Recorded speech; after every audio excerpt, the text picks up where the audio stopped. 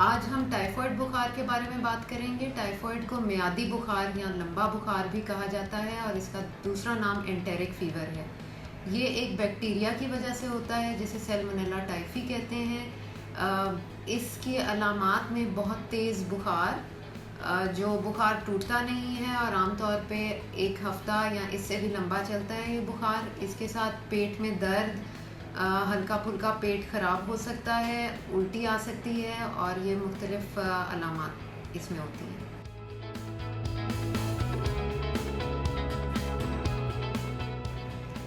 Typhoid बुखार को food borne infection या ओरोफिकल स्प्रेड इसको कहा जाता है, जो कि गंदे पानी या खाने पीने में बैक्टीरिया की मौजूदगी की वजह से फैलता है। इसमें बाज़ारी खाने या जो पानी बॉयल ना हुआ उसको पीने की वजह से ये बुखार होता है।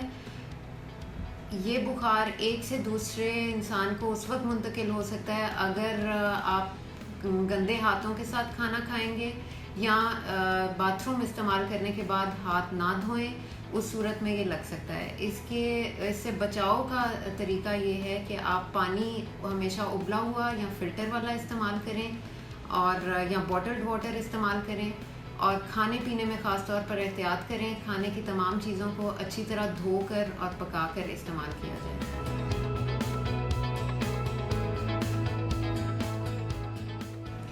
टाइफाइड बुखार की तशख़ीस के लिए बहुत सारे टेस्ट इस्तेमाल किए जा सकते हैं, लेकिन इनमें से सबसे अहम टेस्ट या गोल्ड स्टैंडर्ड जिसे कहा जाता है वो ब्लड कल्चर टेस्ट है। किसी भी दवाई या एंटीबायोटिक शुरू करने से पहले ब्लड कल्चर का सैंपल दिया जाता है। कुछ टेस्ट इसके अलावा भी हैं मार्केट में, जैसे टाइफीडॉट टेस्ट या विडाल टेस्ट। अब उनकी अहमियत ख़त्म हो गई है, ये टेस्ट ऑब्सोलीट या पुराने हो गए हैं। अब हम सिर्फ ब्लड कल्चर पर ही रिलाई करते हैं। स्टूल टेस्ट में भी बाज़-औक़ात इसका बैक्टीरिया आ जाता है जिससे तशख़ीस की जा सकती है।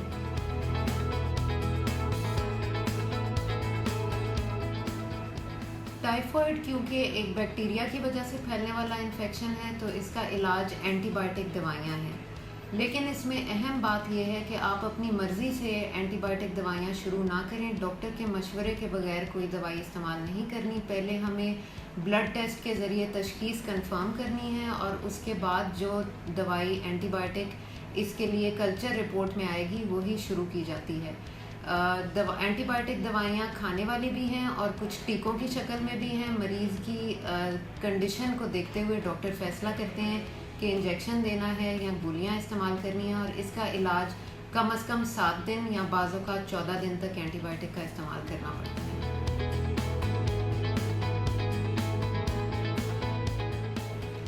टाइफाइड वैसे तो एक आम सा बुखार है, लेकिन अगर इसका बर वक्त इलाज ना हो तो ये बहुत सी पेचीदगियाँ पैदा कर सकता है, जिसमें आंतों में रुकावट आना, आंतों का फट जाना, जिसमें ऑपरेशन करने की फ़ौरी तौर पे ज़रूरत पड़ सकती है, या इसके टाइफाइड के जरासीम जिस्म के खून के ज़रिए जिस्म के दूसरे हिस्सों में जाके मसलन मेनिंजाइटिस, दिमाग की झिल्ली की सोजिश कर सकते हैं, फेफड़ों में इन्फेक्शन कर सकते हैं, जिगर की सोजिश कर सकते हैं, और इसमें गॉल ब्लैडर में यानी पित्ते में टाइफाइड के जरासीम साल तक स्टोर रह सकते हैं, जो कि बार बार इन्फेक्शन का और इन्फेक्शन के फैलाव का सबब बनते हैं।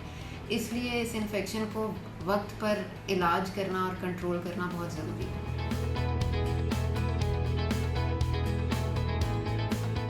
पिछले 1 साल के दौरान हमारे पास टाइफाइड बुखार के जितने भी केसेस आए हैं वो ड्रग रेजिस्टेंट टाइफाइड है, जिसमें MDR यानी मल्टी ड्रग रेजिस्टेंस और XDR extended drug resistant typhoid आ रहा है, जो आम एंटीबायोटिक्स से ठीक नहीं हो रहा। ये एक बहुत ख़तरनाक सिचुएशन है। अगर एंटीबायोटिक रेजिस्टेंट डेवलप हो गई तो हम इस बुखार को कंट्रोल नहीं कर पाएंगे और ये एक वबा की सूरत इख्तियार कर लेगा।